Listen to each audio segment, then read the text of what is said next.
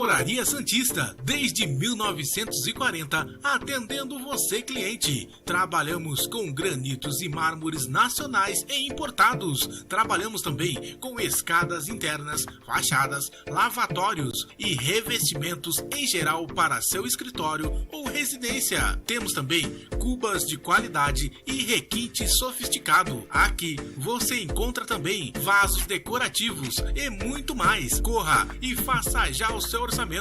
Telefone 13 3232 2204 ou WhatsApp 13 99740 3830. Faça-nos uma visita. Estamos localizados na Avenida São Francisco, número 262, no centro de Santos. Acesse também o nosso site e fique por dentro das nossas novidades. www.marmorariasantista.com.br.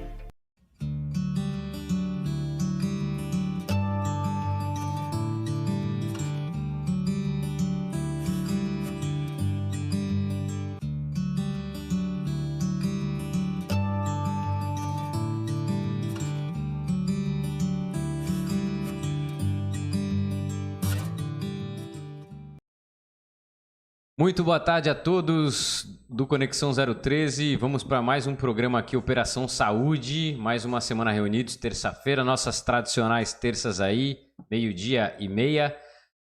Hoje na bancada mais reduzida aí, né? Porém, recheada de informações e de temas bacanas para a gente conversar. Então, ao meu lado direito aqui, já agradecendo previamente a presença, queria dar boa tarde aqui para a Rose, nossa Iron Mãe, atleta, publicitária e uma pessoa que sempre engrandece nossos encontros aqui. Boa tarde, Rose. Boa tarde, Lucas. Boa tarde, Bruna. Boa tarde, nossos web espectadores. Sempre um prazer poder estar aqui no programa Operação Saúde, compartilhando muitas informações e aprendendo, porque com vocês a gente só aprende. Bacana, Rose. Do meu lado esquerdo aqui também, fazendo parte da bancada, doutora Bruna Boá, médica oftalmologista, mas a oftalmo aí é só um dos pontos de interesse, né? Tem vários outros pontos de interesse da Bruna dentro da medicina e hoje a gente vai dar uma cutucada nela nesse sentido aqui para ela abrir o jogo pra gente, né? Boa tarde, Bruna. Boa tarde, gente. Tudo bem? Saudade de vocês.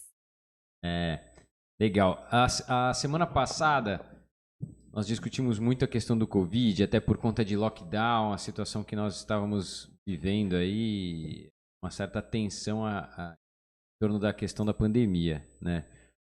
E a gente chegou a mencionar aí nos bastidores antes do programa de hoje que algumas outras doenças não só fazem parte da questão sazonal, mas que também afligem as pessoas no momento atual, é justamente a questão da dengue, né? E dengue que às vezes leva a algumas complicações, principalmente numa dengue hemorrágica, né? Com critérios de agravamento. E também o chikungunya aí, que as pessoas têm tido reações, por vezes, exacerbadas, né? E a gente vê que em algumas situações geram sequelas importantes, né? Assim como a gente tem aí as sequelas do Covid, principalmente no que tange a parte respiratória, a parte cognitiva, a gente tem visto muitas sequelas aí do chikungunya também, na questão articular, na questão inflamatória, né? Então, queria começar perguntando aqui para a Bruna, como que você vê, como que você enxerga a necessidade de abordar esse quadro pós-patologia? Sim. a gente tem visto que a chikungunya, ela tem fases, né? A gente tem a fase aguda e a fase crônica. E a fase aguda são aqueles sintomas mais clássicos que a pessoa pode ter, né? Febre alta, dores musculares, articulares, manchas pelo corpo, enfim. E a gente tem um quadro mais ou menos uns 14 dias onde isso acontece. E só que a gente tem visto as sequelas, né? Que são a chikungunya, o pós-agudo. Então, que seria já relacionado com algo mais crônico. E a gente tem visto várias pessoas com bastante dores crônicas, onde a pessoa permanece com a dor, mesmo estando livre do vírus. É como se fosse uma sequela que a pessoa adquiriu, principalmente essas em articulares, até em poliarticulações mesmo, né? E a gente vê que muitas dessas pessoas foi porque não ligaram muito para a fase aguda.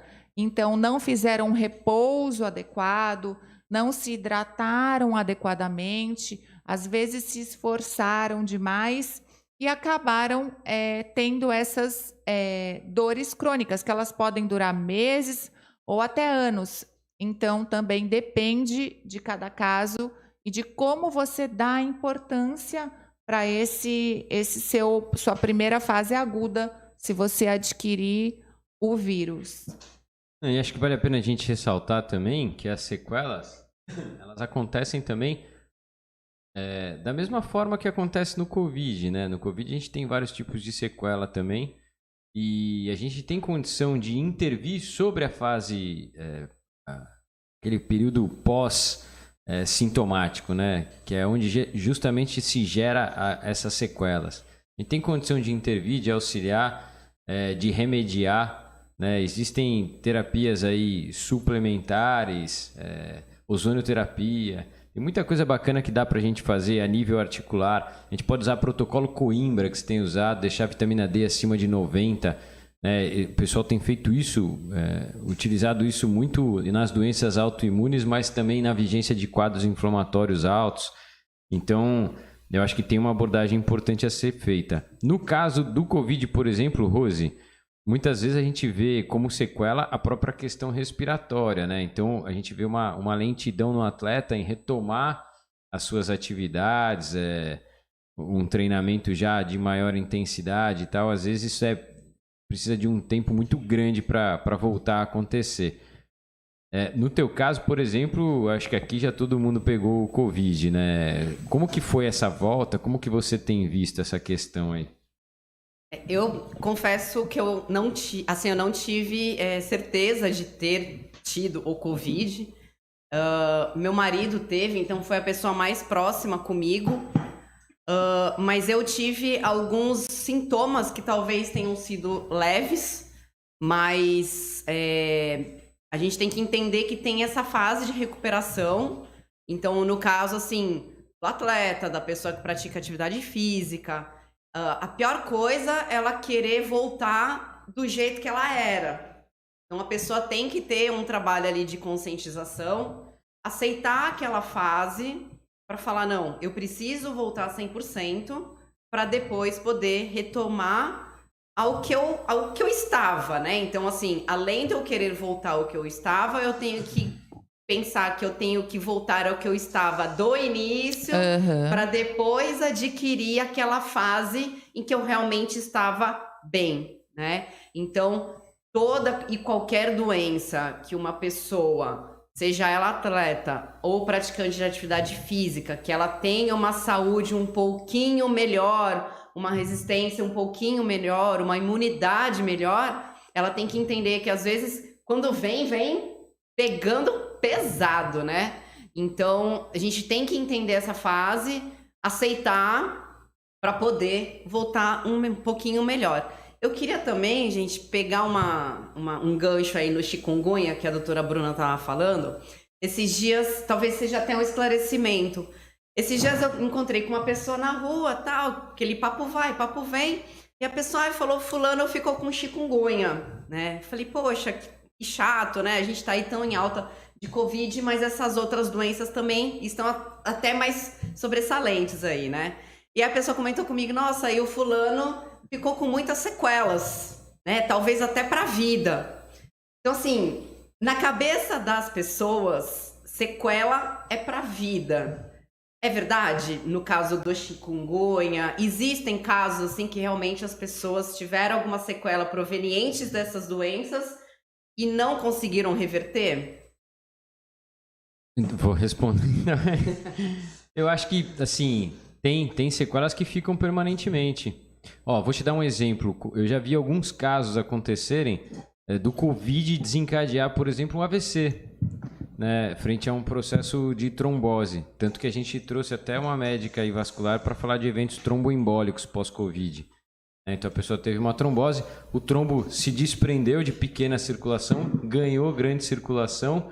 E aí, por exemplo, para num pulmão é tromboembolismo pulmonar, para no miocárdio é infarto agudo do miocárdio, parou no cérebro é AVC. Né? Então, um AVC ele vai deixar marcas permanentes, por mais que a pessoa se reabilite. Né?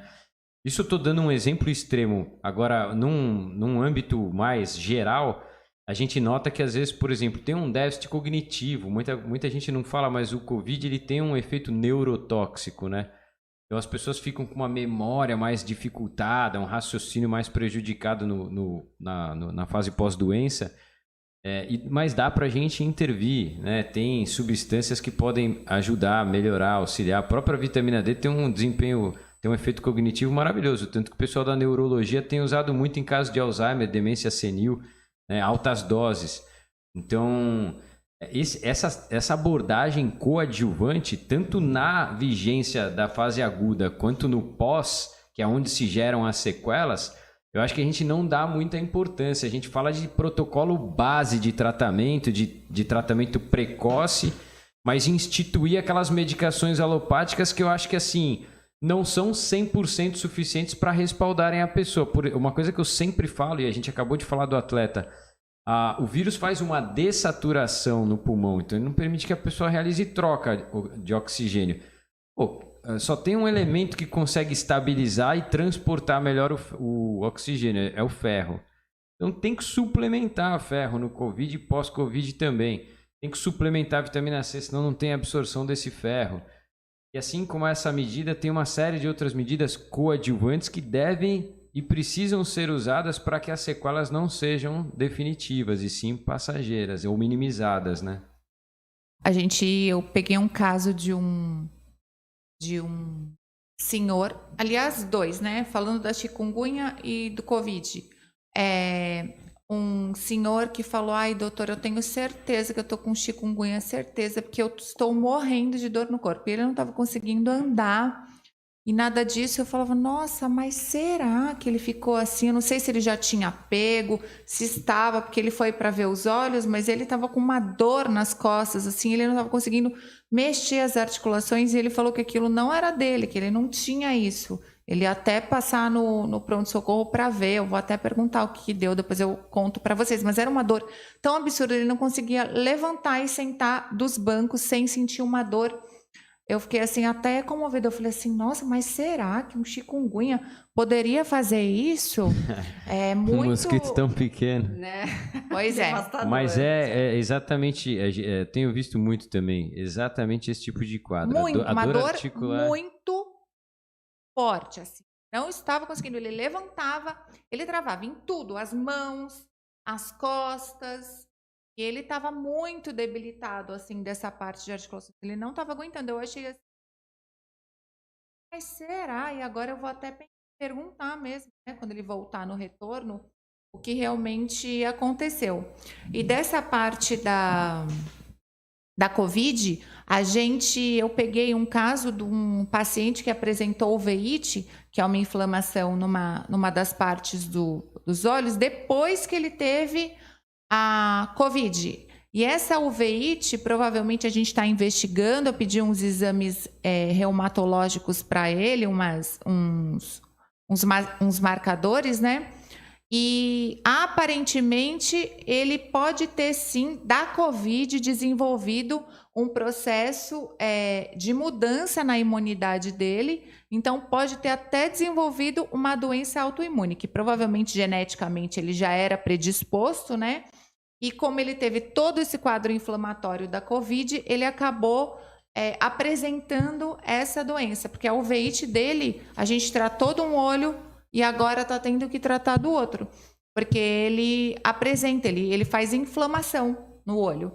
E assim, ao meu ver, só pode ter sido desse pós-Covid, porque antes do Covid ele não apresentava nenhuma doença reumatológica. Como os marcadores dele estão indo para esse lado, já encaminhei para o reumatologista para poder fazer algo mais profundo, porque a gente pede um básico mesmo, só para fazer um diagnóstico diferencial, para ver o que é, né, que aquele paciente tem, porque o uveíte pode ser um quadro muito extenso. Mas, assim, aparentemente no meu ponto de vista, o pós-Covid dele, que inflamou. Então, eu acho que a gente tem sequelas de várias formas em vários órgãos e tudo com a mesma fisiopatogenia, né? Ou faz um trombo, ou inflama. Então, são doenças bem características, a gente tem visto desse jeito mesmo. Doenças tromboembólicas e doenças inflamatórias. Então, eu acho que a gente vai ter muita coisa aparecendo que a gente vai falar, nossa, realmente esses vírus, eles são danados. Pois complementando o que a Rose tinha colocado, eu acho que é importante identificar o que é um processo sequelar, né, dessas doenças e intervir, porque existe a abordagem terapêutica para sequelas e não só para doença, né? Porque é engraçado, mas muita gente fala, não, você tá lento de raciocínio, memória, parece que tá esquecendo tudo, não consegue lembrar das coisas. É normal pós-Covid, depois de um tempo melhora. Não, dá para você intervir, entendeu? Então, acho que é importante as pessoas terem essa clareza, né, de que a gente consegue melhorar esses estados aí. Doutor Lucas, deixa eu tirar uma dúvida. Talvez seja a dúvida de muita gente, talvez da área do esporte, né? Desde o início da pandemia, Covid, enfim, a gente teve até uma sátira, né, do nosso presidente Jair Bolsonaro, na qual ele brincou dizendo que ele tinha um histórico de atleta, de que ele não ia pegar, enfim. Falando em atleta e histórico de atleta, isso é verdade? Quem é atleta, quem tem uma capacidade respiratória, quem acha que de repente tem uma imunidade melhor, a porcentagem, a probabilidade, existem dados em relação a isso dizendo que realmente não corre o risco ou não? Tá todo mundo realmente sujeito? Às vezes a pessoa acha que tem imunidade alta, tem uma capacidade respiratória pulmonar boa e realmente quando pega vai lá e devasta tudo. Vou começar respondendo a tua pergunta, segundo uma classificação da OMS, que eles enquadram hoje o sedentarismo como patologia, né? Ou seja, a prática de atividade física regular é consumado já hoje, que aumenta a saúde da pessoa e toda a parte imunológica junto. Aliás, cabe uma ressalva aqui para a gente discutir depois o que é imunidade, né? Todo mundo fala em imunidade de maneira abstrata. Né? Eu acho que eu tenho boa imunidade, quem né? É ela? Mas eu acho que de fato, assim, então se você considerar uma pessoa que pratica, eu não diria nem um atleta, não precisa nem ser um atleta, mas uma pessoa que pratica atividade física regular, de maneira sistemática, né? Eu acho que tem condição de responder melhor ao vírus. Depende muito da situação momentânea que aquele organismo se encontra em termos assim, seria uma análise de todo o conjunto, né? Por quê? Eu lembro muito bem no começo da pandemia, o Comitê Olímpico Brasileiro, o COB, ele fez um manual destinado aos atletas que iriam para as Olimpíadas com algumas recomendações frente à questão pandêmica. E uma das principais recomendações do COB era para que os atletas mantivessem as suas rotinas de treino, porém sem intensidade. Era justamente para não pôr em xeque a questão imunológica. Sim, né? O alto rendimento naquele treino ali, né? Querendo Exato. melhorar. E eu te digo por experiência própria, fui exemplo disso, tá? Fiz treinos extremamente puxados, visando o Ironman lá. Depois fui trabalhar sem almoçar, fui num aniversário à noite, fiquei sem dormir, ingeri bebida alcoólica e tal. Fiz uma série de medidas aí que com certeza puseram em xeque a imunidade. E no dia seguinte manifestei todos os sintomas já do Covid. Quer dizer, ninguém manifesta sintoma de um dia para o outro. Eu já estava com aquilo lá pelo menos há uma semana latente no corpo, mas manifestou sintoma quando teve a queda imunológica. E o atleta, eu acho que tem um agravante, né? Como é um cara que ele se sente, em geral, muito bem preparado sempre, a tendência dele exagerar, por exemplo, no treino é muito maior do que, às vezes, na população em geral, né? Até porque os limiares deles são mais preparados para isso, né? Então, é um cuidado que eu acho que a gente tem que ter. Você quer comentar alguma coisa sobre a imunidade em específico, Bruna? Então, eu acho que essa parte da imunidade ela é realmente muito mais particular, no sentido de cada um tem a sua imunidade e ela tem que ser respeitada os limites. Então, a pessoa mesmo tem que se conhecer. E eu acho que a gente só se conhece no quesito imunidade quando a gente está saudável, no sentido de uma boa alimentação, de um exercício físico regular, enfim. Baixo padrão. O mais importante que eu acho, né? Manter o padrão inflamatório baixo. Isso, manter o padrão inflamatório baixo. Quando você mantém o padrão inflamatório baixo, realmente você vai ter noção de como é a sua imunidade e como ela realmente trabalha ao seu favor. Então, a alimentação... No dia a dia, como a gente pode mensurar isso? Só para você ter uma ideia, tem alguns estudos que achei muito interessante esse dado também. Eles falam que quando você sofre uma situação de estresse agudo muito forte, você vai precisar de 24 horas para começar a reordenar as suas células imunológicas, né? Então, falando em estresse agudo, acabou de entrar com a gente aqui ao vivo, a doutora Natália Quireza. Então, Natália, boa tarde. Primeiramente, queria te agradecer a presença aí, antes tarde do que nunca, e o esforço que você fez de poder participar com a gente aqui. E aí queria estender essa pergunta para você, né? Como que a gente tem discutido aqui um pouco da questão imunológica, e a gente citou que as pessoas tratam a imunidade como algo abstrato, sem saber direito sobre o que exatamente a gente tem falado, né? E agora... diante dessa última citação do estresse relacionado à imunidade, você deve observar muito isso na prática clínica do dia a dia, né? Essas situações mais estressantes, até em curso de algumas patologias aí, influenciando não só a saúde, mas essa questão imunológica também, né? Oi, gente, desculpa hoje, mas psiquiatra também às vezes tem as urgências, pode ser por telefone, por vídeo, mas existe umas urgências, sim. Vocês estão falando sobre um tema muito importante, imunidade, ainda mais nesse momento. Então, é muito nítido quando a pessoa está, assim, em um período muito estressante, seja ele agudo, seja ele mais permanente, o quanto aparecem outras doenças.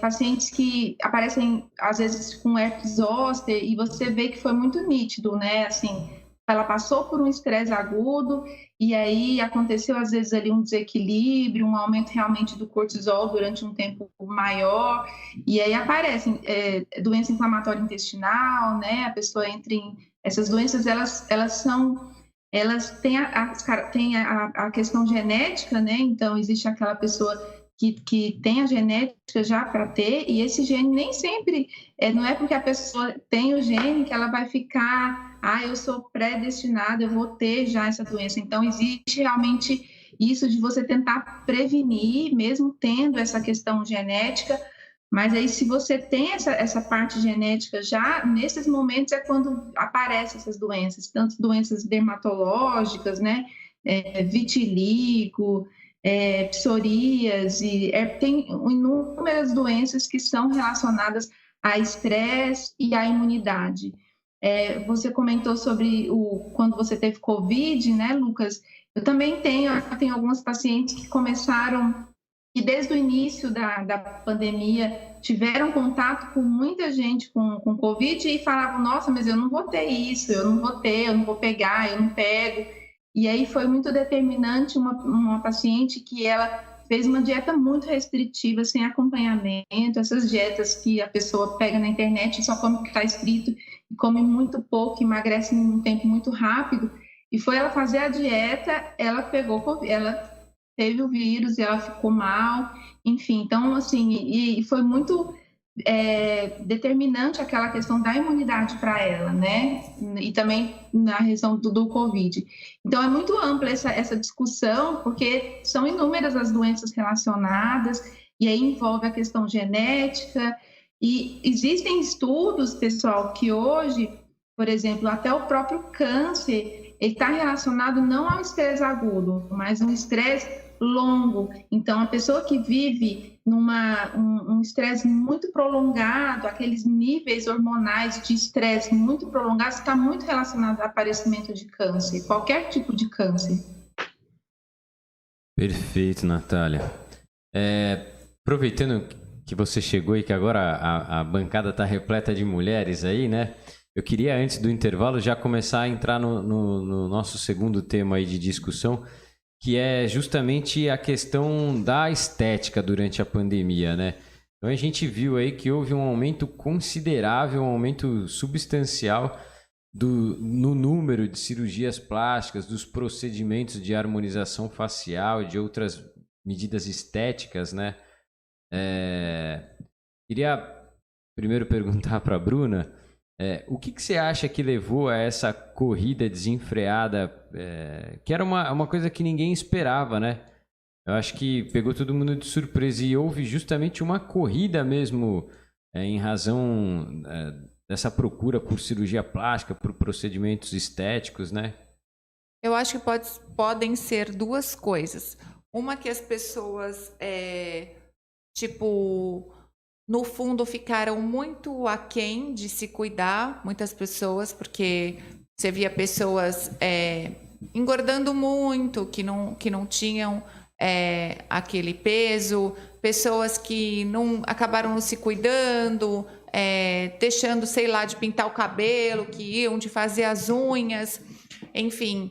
Outra coisa é porque ficaram muito em contato consigo mesmo, então a gente se olhava mais no espelho, você tinha mais tempo para ver, às vezes, algo que de repente você achava que não era, que você podia melhorar aquilo. E outra coisa, eu acho também a mídia, que as pessoas ficaram mais tempo podendo ver mais informações e acabaram dando de cara com muita, na verdade, propaganda falando da estética. Então, eu acho que podem ter sido esses fatores, assim, é um conjunto. E aí acabou aumentando realmente o número. E tem o seu lado positivo e seu lado negativo, né? Porque tem muita gente que realmente melhora, né? Melhora para o bem e se sente mais bonita, se sente mais harmônica, se sente mais autoestima, melhora, isso é muito positivo. E tem pessoas que acabam, de repente, não gostando daquele resultado, porque acham que, na verdade, não combinou com ela, não era aquilo que ela queria. Então, eu acho que tem que ter até uma avaliação psicológica bacana mesmo, para poder ver se a pessoa está apta para aquilo que ela está querendo. E outra coisa, né? A gente acabou de citar aí as sequelas do Covid, do chikungunya e tal. E tem muitas sequelas desses procedimentos aí quando o organismo rejeita um implante, uma prótese, um produto, quando o procedimento é mal aplicado, né? Então, às vezes, a gente lida com essas sequelas. Você fez muito procedimento estético na pandemia, Rose? Então, dei uma empinadinha no nariz. Mentira, não fiz. Eu não vou mentir para vocês. Eu fiz um procedimento estético, mas ele foi... Eu tive que fazer, né? Eu já tinha 8 anos prótese mamária e uma das minhas próteses rompeu. E aí, fazendo um exame de rotina, Outra coisa também que é muito importante a gente falar sempre das mulheres de exame de rotina. Num exame de rotina, eu descobri que ela tinha rompido, né? E aí eu acabei aproveitando a pandemia para poder fazer essa cirurgia e acabei optando pela retirada, né? Mas outra coisa, assim, que do mesmo jeito que eu acabei optando, eu, como trabalho muito com rede social, eu estava vendo uma matéria esses dias que 2 fatores que fizeram com que as pessoas pudessem ir em busca aí de uma cirurgia plástica, né? Um fator é a pressão social no pós-pandemia e durante a pandemia, porque esse fator social, ele entrou literalmente dentro das nossas casas. Como? Sim. Pelas redes sociais. Então, é uma reunião no Zoom, é um vídeo no WhatsApp, é um vídeo que você faça nos stories, uma foto que você tira para o seu feed. E as pessoas, nesse período de pandemia, com essa introspecção social e com elas mesmas... Muito consigo, né? Elas começaram a perceber aonde estava a meu ver, problema. Né? Às vezes a gente sabe que tem uma pessoa que tem alguma deformidade, né? Alguma coisa assim de nascença, enfim, acaba aproveitando. Mas às vezes é a vaidade que leva a pessoa a poder procurar esses procedimentos estéticos. Em busca de quê? De uma aceitação nas redes sociais, em busca da beleza. De padrões. De padrões. Até porque também outro fator, muitas lives, muitos cursos, muitas mulheres bonitas, e falar, e eu, né? Só que a gente esquece que a beleza mesmo, ela é de dentro para fora. Outro fator também que eu percebi é que eu, além de ter percebido, eu acabei usando esse fator, foi o fato de você estar em casa e ter uma recuperação, teoricamente, um pouco mais tranquila. Você tá ali com a sua família, te ajudando. E você já estaria no repouso. Exatamente. Já que eu não posso sair, vou aproveitar. E fazer. Né? E fazer. Eu ia comentar justamente isso. Às vezes, a gente nota aí que boa parte das pessoas que passaram a fazer o trabalho por sistema home office, né? Tiveram um pouco mais de conforto para essa fase pós-operatória aí, né? Então... já não precisaria mesmo se deslocar para lá e para cá, ficou um pouco mais confortável essa situação. E isso eu acho que também contribuiu para aumentar muito os números. E a parte psicológica em si, né? Porque tem as sequelas, né, Lucas? Você faz imagina uma rinoplastia, imagina um nariz inchado, roxo, aí você vai falar, nossa, as pessoas vão me ver desse jeito. Então, você estando em casa, você se priva disso, né? Se poupa. Se preserva. Natália, dos teus pacientes aí também houve um aumento nesse tipo de procedimentos? Chegou a notar que... às vezes a gente nota assim até que passa a funcionar como um movimento de fuga, né? Tanto que você vê as pessoas às vezes começam a tornar os procedimentos estéticos algo compulsório mesmo, né? Não, eu tenho 3 teorias para o aumento agora na pandemia. Uma teoria, assim, que eu percebi, que não é nada de estudo, é que muitas vezes as pessoas tinham algum dinheiro guardado para uma viagem e não puderam viajar e falar, já que eu não posso viajar, eu vou realizar meu sonho, fazer, sei lá, uma lipo, colocar uma prótese de silicone. Tem esse fator que eu observei em algumas até conhecidas, já que eu não posso, né? Eu guardei esse dinheiro para fazer uma viagem internacional, não posso ir, não sei quando poderei, então vou fazer essa cirurgia. Tem essa parte de ficar em casa e você ter esse tempo de fazer o seu repouso, você às vezes está em home office, não precisa, às vezes, aparecer, enfim, também é uma outra questão. E também esse excesso, né?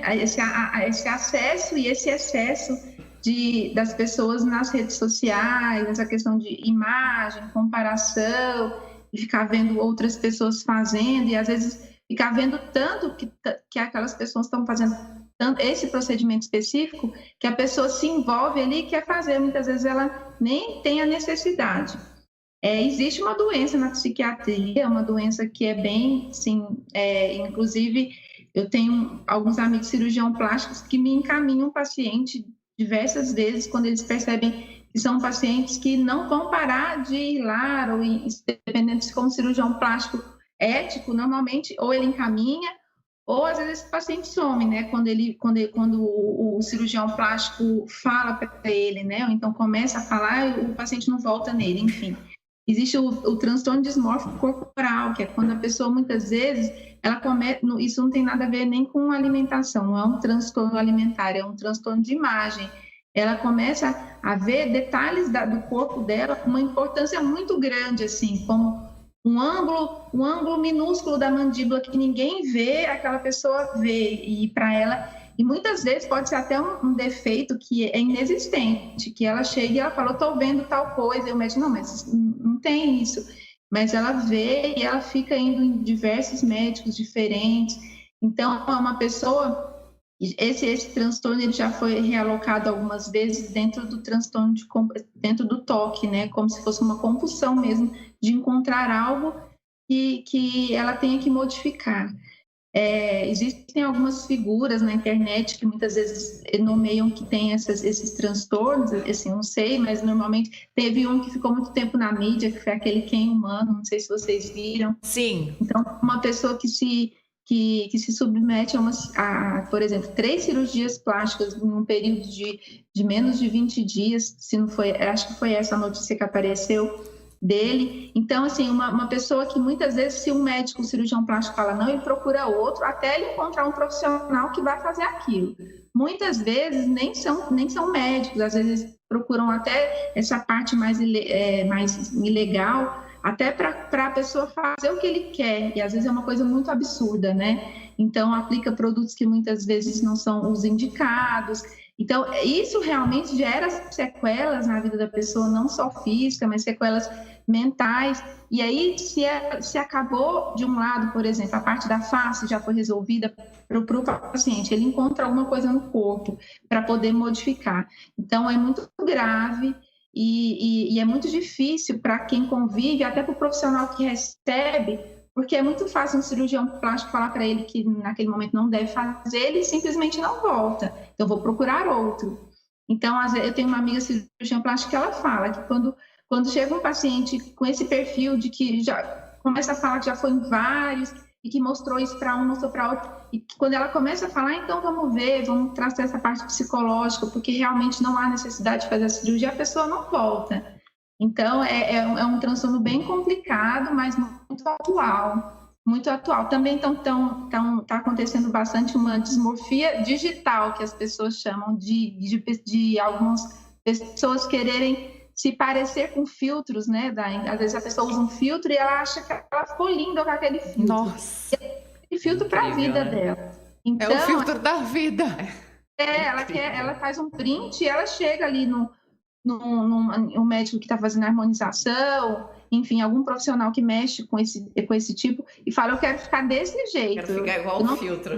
Eu não tenho mais coragem de sair de casa e encontrar a pessoa e tirar a máscara, porque ela só me conhece na rede social, desde que eu comecei a fazer, só me conhece com esse filtro, então eu quero ficar assim. Isso é muito complicado, assim, isso mexe bastante com a vida da pessoa e realmente faz a pessoa procurar inúmeros profissionais. Você está colocando uma situação extrema, né? Que já seria a parte patológica do TOC. Mas acho que tem ao lado light também da coisa, que até, por exemplo, fiquei 16 dias confinado no meu quarto quando eu peguei Covid. E em dado momento eu falei, é a oportunidade de deixar a barba crescer, porque ela ficou horrível no período que está crescendo. Não, mas cresceu, eu falei, tem umas partes muito brancas, vou pintar. A mulher falou, vou cortar o cabelo. Então, assim, às vezes aconteceu muito disso também, né? Pessoal, a gente vai continuar esse papo aqui. Vamos dar sequência, muito legal esse bate-papo. Só que a gente vai chamar um intervalinho e já a gente volta. Fique com a gente aí, estamos voltando em 2 minutos. Leoar, Centro Automotivo, peças novas e remanufaturadas. Não perca seu tempo e venha conhecer o melhor centro automotivo da Baixada Santista, com serviços diferenciados e o melhor preço para você, cliente. Aqui você encontra serviços em ar-condicionados automotivos, manutenção preventiva, direção hidráulica, elétrica e mecânica em geral. Venha e faça já o seu orçamento com a gente. Telefone 13 3877 1000 ou WhatsApp 13 99761 6782. Se preferir, faça-nos uma visita. Estamos localizados na Rua Comendador Martins, número 147, na Vila Matias, em Santos. Para realizar exames, o que você leva em conta na hora de escolher o laboratório? Confiança, credibilidade, tecnologia, respeito à vida. O Célula Mater tem tudo isso e muito mais. O Laboratório Célula Mater investe em tecnologias que visam benefício exclusivo da vida. São equipamentos de última geração que agilizam resultados de exames e promovem mais qualidade de vida para a população. Modernos maquinários garantem até 800 testes por hora nas áreas de hematologia, bioquímica, coagulação, toxicologia, além de um rápido e preciso analisador de íons. O atendimento é humanizado para priorizar a individualidade e privacidade de cada paciente com ética e transparência. As unidades mantêm um padrão de conforto, descrição e fácil acesso para bem atender mais de 100 operadoras de saúde, além de realizar exames particulares com preços reduzidos. É o compromisso com a vida em primeiro lugar. Quem examina qualidade prefere o Célula Mater. Laboratório Célula Mater, investindo em tecnologia em benefício da vida.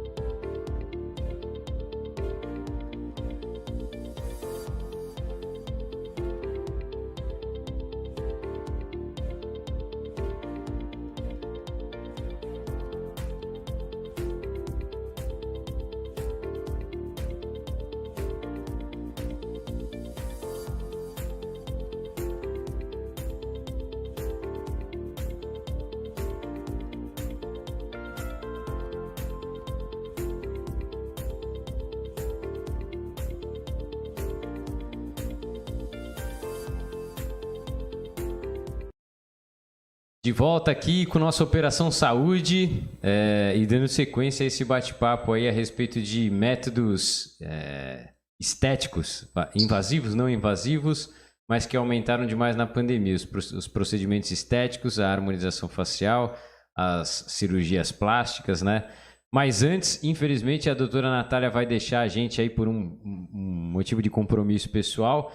Então, antes da gente continuar com o nosso papo aqui, eu quero me despedir dela. Natália, muito obrigado aí pela presença. Foi bem legal a gente ter falado um pouco desses aspectos psicológicos, né? Desses movimentos compulsórios aí. Queria saber se tem alguma coisa a mais para acrescentar e obrigado pela participação, viu? Hoje foi rápida, mas terça-feira que vem estarei no programa completo. Mas pelo menos assim deu para eu falar um pouco dessa questão, né? A gente falou, tem a parte mais light, né? Dessa parte da pessoa querer melhorar, enfim, que na verdade seria a parte normal, digamos assim, né? E tem esses exageros todos, e que na verdade aí que tem que procurar ajuda, que aí seria assim, um transtorno de dismorfia. E é sempre muito bom falar desses temas, é sempre muito bom estar com vocês. Muito obrigada, eu que agradeço. E depois eu vou assistir o restinho do programa. Um beijo, boa terça-feira. Beijo, Nath. Obrigada. Isso aí. Bom, então, como a gente vinha comentando, uma coisa que eu queria te perguntar, Bruna, a respeito de métodos um pouco mais invasivos da plástica. Porque assim, quando a gente fala de uma lipo, hoje está muito HD, né? procedimentos que fogem um pouco daquela questão totalmente invasiva. Mas existem cirurgias plásticas maior, a abordagem mais ostensiva, tá? São procedimentos de maior pós-operatório e muitas vezes uma observação do setor hospitalar, tá? Como conciliar essa situação em meio a uma pandemia de Covid? Também é uma coisa, eu tô te falando porque meu irmão, por exemplo, teve apendicite agora. E assim, vou pro hospital, não vou? Como é que tá? Tem uma ala reservada para o Covid? Não tem? Qual é o impacto disso, né? A pessoa num processo pós-operatório, num ambiente muito provavelmente contaminado, é uma coisa que também causa muito receio às pessoas. Eu sempre me perguntei sobre isso e eu, no meu ponto de vista, eu sempre achei que um hospital onde você está tratando outras doenças, outras circunstâncias que fogem ao Covid, deveria ser só para esse tipo de intercorrências e não ter o Covid junto. Mas, pelo que eu entendi, foram as alas bem definidas, então a ala de Covid é Covid, enfermaria de Covid é Covid, UTI de Covid. Então, pelo que eu entendi, foi dividido assim. Na minha opinião, eu acho que deveria ter sido, sim, realizados hospitais só para Covid, mas explicam do custo, tudo que seria muito alto. Então, assim, eu não sei como ficou isso, se isso fez aumentar o número de casos em quem ia para o hospital e já pegaria a Covid ali, né, a transmissão da Covid. Então, assim, isso para mim não fica muito definido. Eu acho que sim, deveria ser isolado, num local isolado onde só ficassem os pacientes de Covid em outro hospital, em outro local. Então, muitas pessoas optaram por fazer esses procedimentos, tudo, em hospitais onde não tivesse essa parte de Covid junto, né? Então, ficou uma coisa assim meia nova, porque a gente não tinha passado por isso, né? A gente tem a ala de infectos contagiosos, em vários hospitais, mas a gente não tinha exatamente uma ala de Covid. Então, é realmente muito novo para mim. Eu acho muito difícil uma pessoa sair pela porta do hospital, vir e entrar e não pegar naquele raio o Covid, entendeu? Então, assim, até os próprios profissionais que trabalham, enfim, sendo vetores, transmissores lá no local, isso para mim é muito complicado, assim, eu não consigo, o oxigênio do local sai por onde, entendeu? A porta abre, então para mim é muito complexo entender isso, porque quanto mais carga viral você tem no local, mais transmite, né? O vírus, ele é assim mesmo. Então, num local onde você tem uma super concentração de Covid, você acaba transmitindo mais Covid. Então, que nem os isolamentos em casa mesmo, onde as pessoas falam, nossa, realmente aquelas pessoas que ficam confinadas juntos, acabam uma passando para outra, por causa do convívio. Então, assim, eu não consegui entender muito bem a lógica, eu acho que foi mesmo por causa de custo, e eu não tenho como julgar isso. Mas, assim, o que a gente aprende é que deveria ficar isolado. Mesmo. Até porque UTIs, centros cirúrgicos, tem o que a gente chama de filtro zero. É capaz de eliminar 100% de fungos, vírus e bactérias. Já num setor internação, ala, né, fala, a parte, a hospitalização normal. A enfermaria, né, que você fala. Aí a gente já não tem esse tipo de recurso. E na UTI? UTI tem filtro zero. Tem filtro zero no centro cirúrgico também. Então, mas é aquilo que você falou, a grande preocupação não é a higiene do local em si, o trânsito das pessoas para lá e para cá. O trânsito das pessoas, né? Porque a pessoa que está trabalhando lá, ela não tá isolada. E a própria mão de obra que tem no hospital, Sim, assim, sim. parte dela Aham. também vem de situações onde Os repositores de Isso. oxigênio, as pessoas que trabalham, que repõem as coisas, os técnicos da manutenção, tudo, eles iam e voltavam. Então, se você fosse avaliar bem mesmo para não ser transmitido, teria que ser todo mundo lá isolado, todo mundo, se fosse para você realmente não ter essa transmissão, né? Então, assim, eu não entendi muito bem, assim, porque a gente nunca pego assim, uma pandemia. Então, a gente não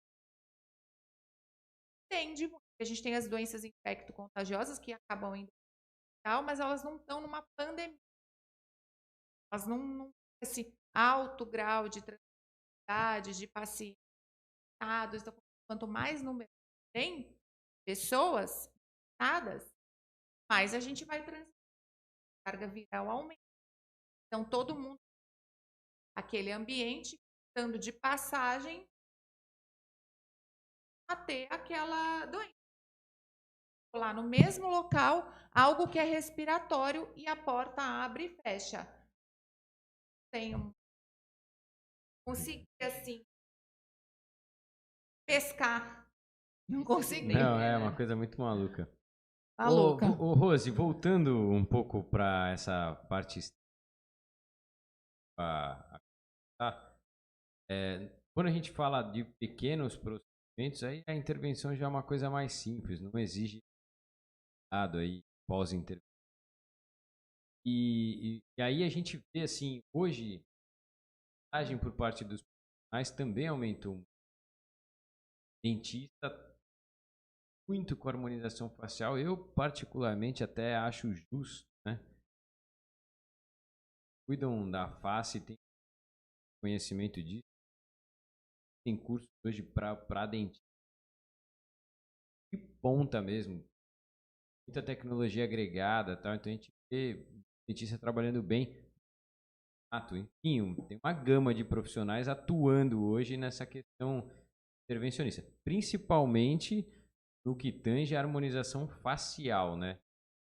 Essa questão da harmonização facial também, a gente aí passando do ponto, se transfigurando aí, mudando a fisionomia, tirando a própria identidade? Eu acho que tem sim, Lucas. Uma síndrome que eu não vou me estender nesse assunto, da feiura imaginária, né? É aquela pessoa que acha que aquele determinado local, ela mais específico no rosto, que é onde a gente mais está exposto, tá todo mundo olhando, né? Então, uma pessoa com um nariz um pouco maior, sai na rua, parece que tá todo mundo olhando para ela. Tem uma mancha na testa, parece que tá todo mundo olhando para ela. Então, e essa busca pela perfeição, estava mesmo um pouco, ela aumentou, ela potencializou.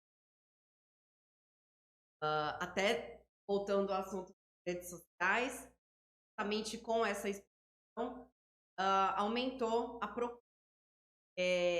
Engraçado assim, se a gente for analisar na história da humanidade até, há quantos 1000 anos atrás, na época de reis, rainhas, vamos lá, em década de 1800, né? Essa busca pela beleza, então, ela sempre, né, cada época, cada fase da história da humanidade, mas isso E com seus padrões de beleza para aquela época, exatamente, que mudaram completamente. É sim, a moda. é a moda, é o que tá na moda, tá todo mundo. E aí, obviamente,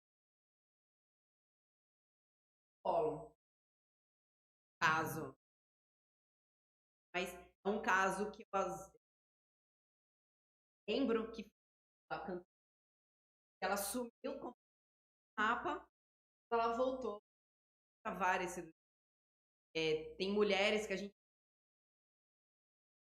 famosas somem, voltam, praticamente refez o Funilaria e pintura. Pode.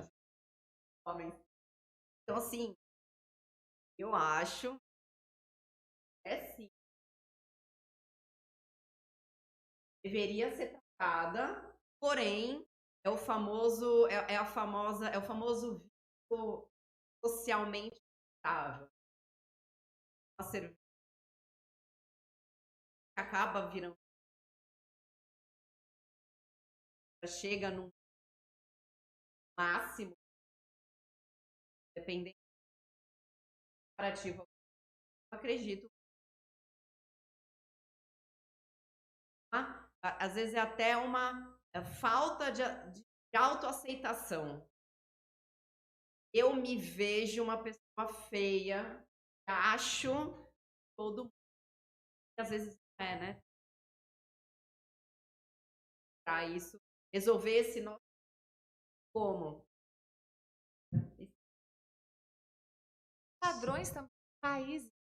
Você vê assim, aqui segue uma linha, beleza, às vezes nos Estados Unidos. O que está acontecendo com essas bocas lá? Porque Você vê que entre a molecada se difundiu muito aí recentemente a cultura oriental em termos de traços,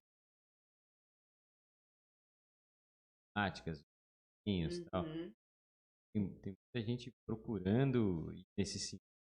Que é se transformar, questão né? da moda que você colocou, Da né? moda. É como se você quisesse mudar mesmo. Até uma certa. Eu acho que entra num conceito até fantasioso. Acaba sendo algo que o próprio conceito de beleza. É a Então, ficção tomando a vida. a ficção. Às vezes a pessoa está realmente com uma distorção de É o imagem cosplay, né? importantíssima. E É de quase um repente, cosplay. ela tem que procurar realmente. E o que faz procedimentos também deve estar atento a isso. Essa pessoa, a medicina, tratar mesmo a pessoa, né? Você tratar uma olheira, traços que É são a já sensatez, né? profundos, você realmente fala, nossa, realmente, eu acho que um rejuvenescimento da pessoa seria muito interessante, porque ajudar, manter aqueles traços dessa pessoa. Então, seria até interessante, de repente, você pegar as fotos da pessoa antes, como ela era, como realmente a facial mesmo, ela muda. Então, a pele perde, as gorduras que elas mudam de lugar, você meio que vai derretendo passar os anos. É assim. Já deu vontade de eu fazer alguma coisa aqui. Envelhecimento, ele é assim. Mas você pode envelhecer saudavelmente. Não adianta você só fazer o procedimento estético. Você tem que ter uma boa alimentação, você tem que ter hidratação, ter a suplementação. Senão aquele procedimento estético que você faz, não vai durar nada, vai por água abaixo.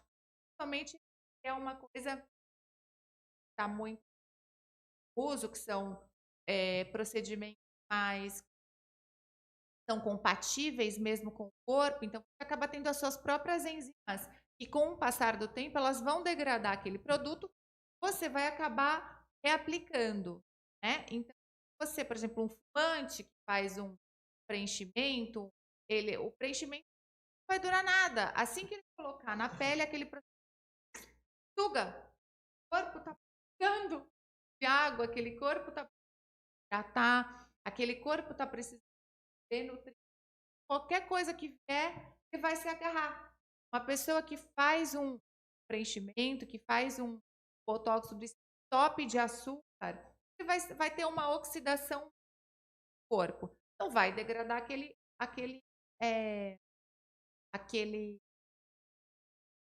aquela molécula que você colocar dentro. Então não é só uma coisa, é um complementa o outro. E tem que ter muita consciência, porque senão E eu acho que vale a pena ressaltar. Eu digo isso porque eu tenho caminhados da fisioterapia, da drenagem, profissional fala, não adianta você fazer a drenagem, a criofrequência, radiofrequência, o organismo metabolicamente, hormonal ou oxidativo ou inflamatório está em desordem. Verdade. Então, quer dizer, se a pessoa estivesse jogando fora o procedimento. Jogando fora, você né? vai estar gastando dinheiro à toa. Então, porque são procedimentos relativamente caros, porque realmente os produtos são caros, é ouro, colocando dentro. Só que vale muito a pena para você ajudar em alguns extremamente gosto, estou assídua nisso, faço, estou buscando também fazer as aplicações, porque e essa área dos olhos é muito sensível, então muitas pessoas acabam ficando com receio de mexer, de colocar algo e dar problema no olho da pessoa, então da oftalmologia é muito buscado por isso. Quem trouxe o Botox para a parte foi um oftalmologista. Começou o Botox no estrabismo, aí fazendo aquelas análises, outro oftalmologista estava usando, olhou e falou, nossa, mas essa ruga aqui fora. Então, como que pode fazer? Pegou, acho que a esposa dele, que era dermato, os dois fizeram um estudo maior e viram, nossa, olha, realmente, começa tratando uma coisa e você melhora a outra. Então, a gente pode agregar os profissionais, se agregarem, porque a medicina ela acaba sendo muitas vezes uma experiência que você está fazendo às vezes para uma outra coisa e você revela algo para outra. Então é muito mágica, né? Os observacionais eles engrandecem muito. Então é muito interessante. Mas tem que tomar cuidado para não exagerar. Aí é conceito, né, que entra. Conceito mesmo de estética. Não é à toa casos de fizeram bariátrica, lipoaspiração, lipoaspiração, quando você vai ver, parece que não adiantou de nada. Porque volta você tem tudo, que né? ter uma manutenção. Não muda, nós somos humanos, a gente está o tempo todo mudando. Consegue atingir um padrão e ficar sem aquele esforço próprio. Quem pode fazer aquilo pela gente? Ajuda a gente mantém. Tem que tá. Então, nunca vai estar bom. A gente quer sempre, ao invés de mudar o mindset, a gente quer ir pulando etapas, né? A gente quer o resultado mais rápido. E muitas vezes tem que ser gradativo. Dependendo do caso, até para a pessoa poder estar com aquilo, ela face, a pessoa olha no espelho, é como você às vezes pintar o cabelo. Às vezes você pinta a cor que você fala. Não deu certo, não. Esses dias eu tinha passado um marrom no meu cabelo, aí eu olhava, eu ficava olhando. Não tô me reconhecendo. Uma coisa, eu preciso descer no cabelo. Por quê? Porque eu olhava e eu falava, pô, parecia que eu tinha mudado e eu não estava legal, mas aí a gente para você exagerar e depois aquilo não ter conserto. Quando tem, tá ótimo, né? E às vezes você tá com uma ideia. Eu já falei para minha cabeleireira, se eu chegar aqui e eu falar para você cortar a franja, chama alguém da minha eu não tô bem. Porque todas as vezes que eu acho lindo franja, mas quando eu corto a franja, dá 3 dias, eu estou arrependidíssima. Quero tirar a franja, porque a minha testa fica coçando. Enfim. Então, tem coisas que eu já sei que não vai dar certo. Mas até aí, já chorei, já me descabelei, que eu tô com a franja, que não devia ter cortado a franja e papapá. Então, a gente também tem que ver como a gente está internamente na hora que a gente vai buscar aquele procedimento. Seja o que for. Porque às vezes a gente está perturbado. E aí você depois vai se arrepender. Então, tem que ser muito... fazer essa autocrítica. Será que eu não estou tentando tapar alguma coisa? Isso está interno dentro de mim. Eu estou precisando suprir algo interno e eu vou lá, esteticamente mudo, porque aquilo vai me salvar. Está falando de uma, né, Bruna? Cabelo, cresce. Mas às vezes não, acho que na maioria das vezes as pessoas querem fazer, às vezes sabem o porquê querem e não se satisfazem, elas já não eram satisfeitas com, e às vezes elas não fazem nada. Verdade. Então, Por né? isso que quem pega essa pessoa, a pessoa que tem que ser responsável mesmo. Tem que. Vocês viram uma parceria do tipo, mas você quer fazer isso? Será que não. Às vezes a pessoa chega com uma ideia completamente errônea. Aí você mostra para ela o que realmente é, porque às vezes a cabeça que é aquilo que ela quer, o que ela viu é aquilo para ela. Tá bem, né? Mesmo. Gente, eu não estava entendendo o que. Ainda bem que você ficou para não ser responsável junto com aquela pessoa que você vai ser seu paciente, vai estar dando a honra de você poder ajudar ela, seja esteticamente, da maneira que for, né? Sabe, não te cortando, Lucas, mas pegando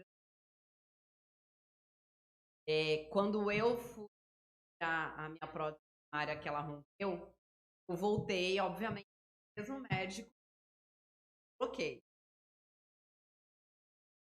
Ele me insistiu em recolocar.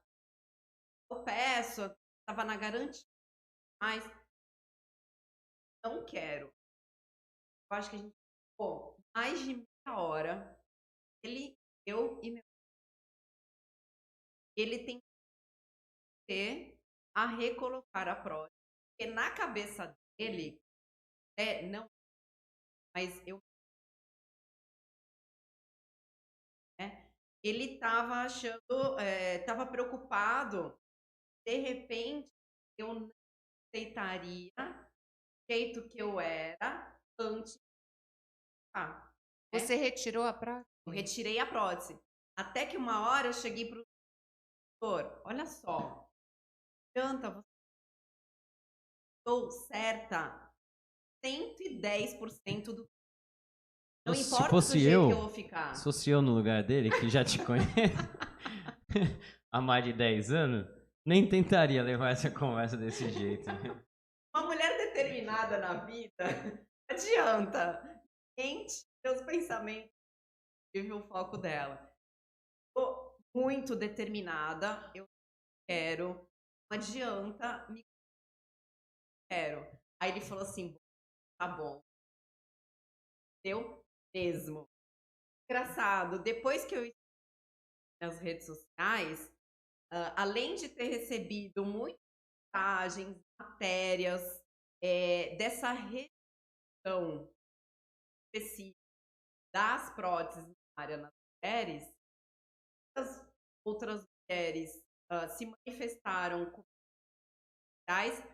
sendo também que elas acabaram optando por ficarem mais atualmente o pós-resultado das. Depois de anos. Depois de muitos Porque às vezes anos. você vai mudar seu estilo de vida. Exatamente. Igual você fala, que você foi para a parte do esporte e tudo.